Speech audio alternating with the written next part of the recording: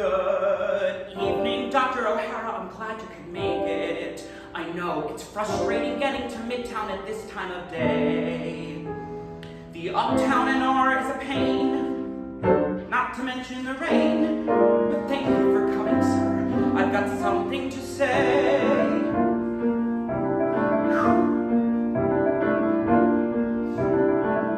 I'm allergic to cats. That's part of the reason I asked to have dinner with you. I'm allergic to cats. I know that's hardly a life-threatening medical hullabaloo. See, when I was born, they expected me later, so I spent 2 months in an incubator, and ever since that, I can't be near a cat.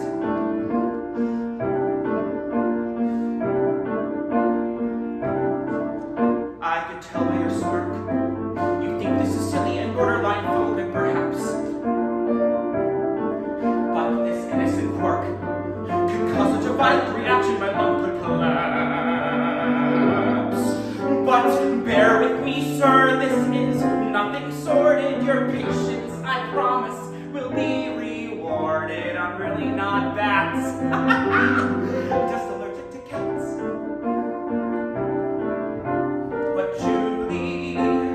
Julie loves cats. As you know, they're her passion and joy. She knits them wool sweaters and crochets them hats. For their birthday, she sews them their own special toy. There's Meowser, Miss Mew, Cookie Puss, Alexander, her couch a playground of pee and dander.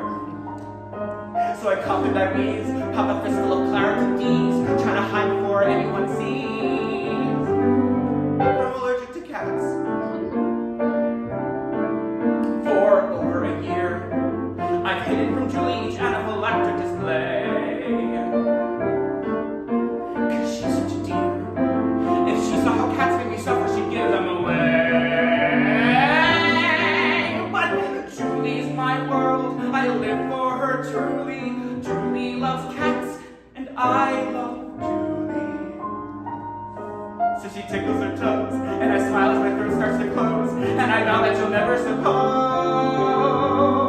I'm allergic to cats. Well, Dr. O'Hara, I fear that I've buried the headline. The point of the story is murky, I have to concede. I hope that I've shown you tonight